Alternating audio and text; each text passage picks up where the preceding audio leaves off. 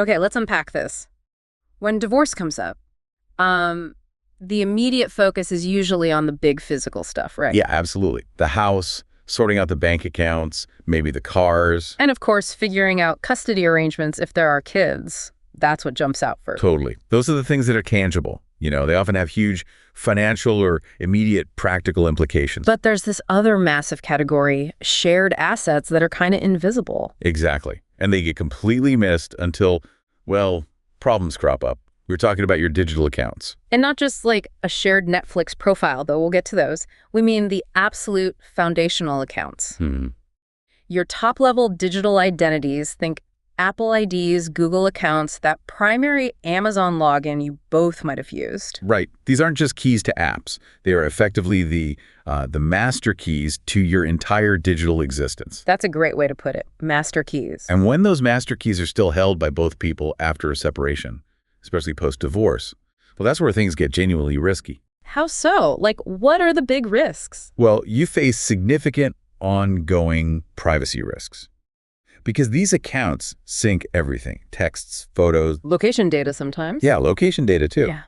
And they can become incredibly painful emotional landmines, seeing things you don't want to see. Yeah. And there's real potential financial exposure tucked away in saved payment information and purchase histories. Just picture it. Like an Apple ID you both used for years, if your ex's devices are still signed in. They might still be getting copies of your text messages. Or your new photos popping up in a shared library. Or even seeing where you are through Find My. It's chilling. Or think about a shared Google account. That gives potential access to your Gmail, your entire photo library, your calendar. Wow. It's just this sprawling digital footprint.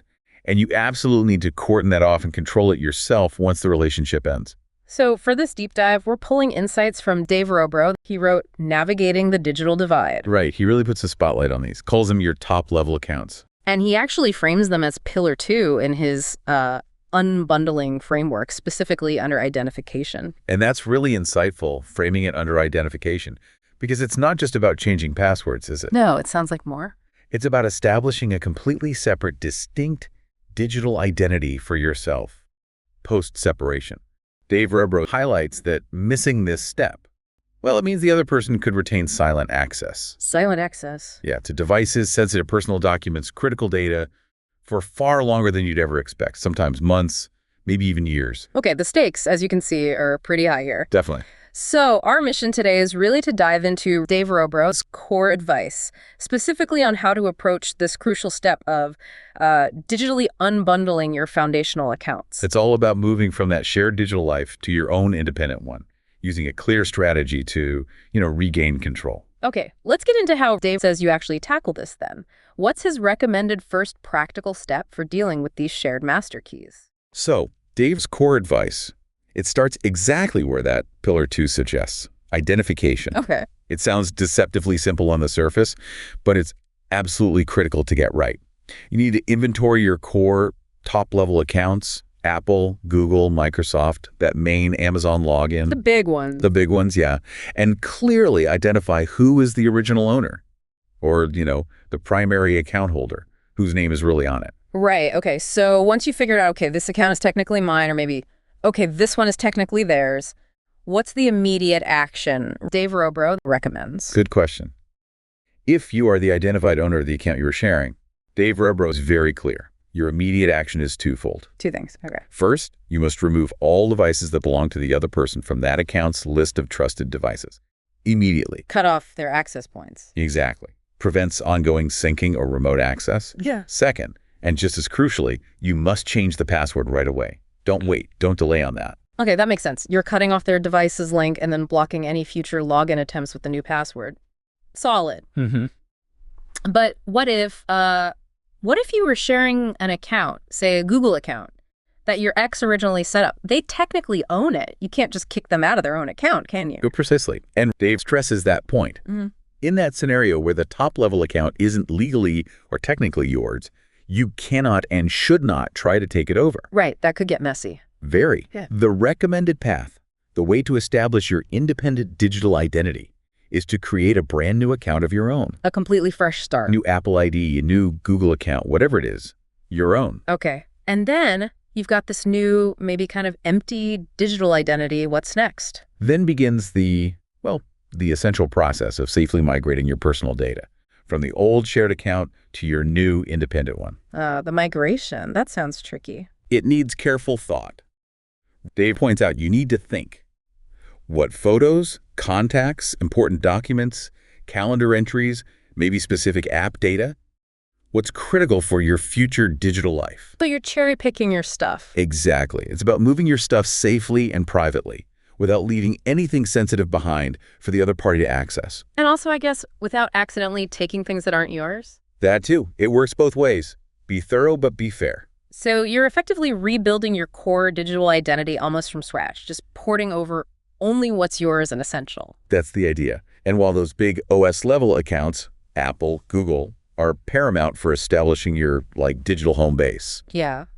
Dave also highlights that many people forget about other shared accounts, things that seem less critical but still hold significant risk or, connection. Like the shared Amazon Prime account. I can see that one being common. Exactly. Or Netflix, Spotify, maybe shared gaming accounts, things like that. Okay, why are those still a risk if they aren't the master keys? Well, they might not be your master key, but as Dave points out, they often contain saved credit card details. Ah, the money angle again? Right. Or they reveal your current purchase history, your viewing habits, and sometimes they even control smart home devices. Oh, wow. Like lights or locks. Could be.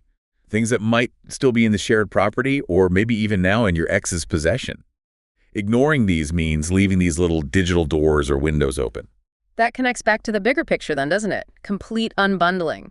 Missing these secondary accounts can allow unwanted access or just maintain this sort of awkward, lingering connection through shared digital spaces. Right. It's all part of reclaiming your privacy and your autonomy, getting that clean break digitally too.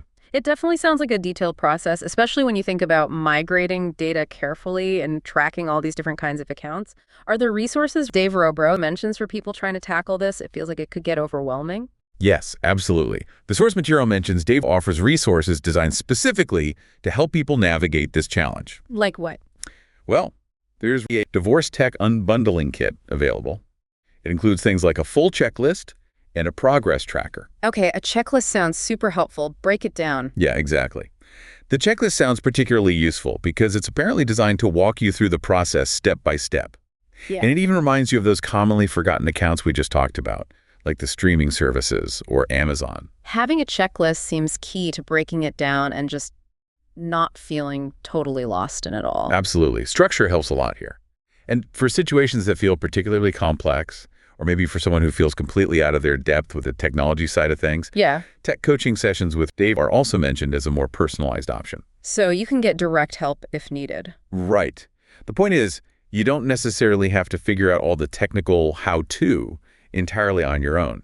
Resources exist to guide you through Dave Rebro's recommended steps. Okay, so pulling it all together, the core actionable advice from Dave Rebro's framework for tackling these really important top-level shared accounts. What's the single most important step for someone listening right now to take? Where do they start? Dave Rebro simplifies it nicely. Don't try to fix everything at once. That's just too much. Okay, don't boil the ocean. Exactly. Start with just one shared top-level account. Pick one. Just one. Okay. Maybe it's the one that feels most urgent, like biggest privacy concern. Or maybe it's just the one you feel most confident about tackling first to get a win. Yes. Either approach works. And then ask the key question Dave Rebro poses based on that identification step. Will you be keeping this account because you own it and you're going to secure it properly? Right. Change password, remove devices. Or will you be rebuilding your digital presence by creating a brand new account and migrating your data over because you don't own the original one? Okay, decide. Keep or rebuild. And finally, take that first concrete step for that single account you chose. Don't just decide, do something. Yes. Whether it's changing the password and removing those devices, or actually creating that new ID and maybe starting the data transfer plan. Got it. That single step makes an enormous difference. It's really not just about the technical security aspect, though that's huge. What else is it about? It's a powerful move towards regaining control. And it significantly impacts your peace of mind during what is already, let's face it, a really challenging transition. You absolutely can tackle this process, one account, one focus step at a time. So for someone listening right now, perhaps feeling overwhelmed by all of this, what's the main takeaway message from our deep dive into Dave Rebro's work? I think the core message is twofold. First, you are not navigating this alone. And second, comprehensive, user-friendly resources specifically exist to help you. Right, like Dave Rebro's toolkit, his book, the detailed checklist, the progress log sheet, it's all designed precisely for this purpose. Exactly. These tools are there to break down what feels like an impossible mountain into clear, actionable, manageable steps. And they really guide you through it systematically. They do. The checklist guides you systematically through identification. The log sheet helps you stay organized and track tangible progress, which is incredibly motivating, as we said. Yeah, seeing those check marks. Exactly. And the guide offers tips and advice throughout the process. They're built to be accessible and practical, not overly technical. It really highlights how, in today's world, having someone focused on the tech aspects during a divorce, or at least utilizing focused tech resources like these, might be becoming just as essential as consulting with a lawyer or a financial advisor. It truly is, I think. Our digital lives are so deeply interwoven now with our personal information, our financial stability, our communication, even our physical homes. Mm-hmm. Having a solid plan for digital separation, like the one Dave lays out, provides immense peace of mind during what's already a really turbulent time. And the great news is you don't have to invent this process from scratch. The resources and help are available. And remember, you are not navigating this alone, and there are resources and people who can help you through it. We hope this deep dive has given you some clarity and maybe just a little bit of momentum to take that first step.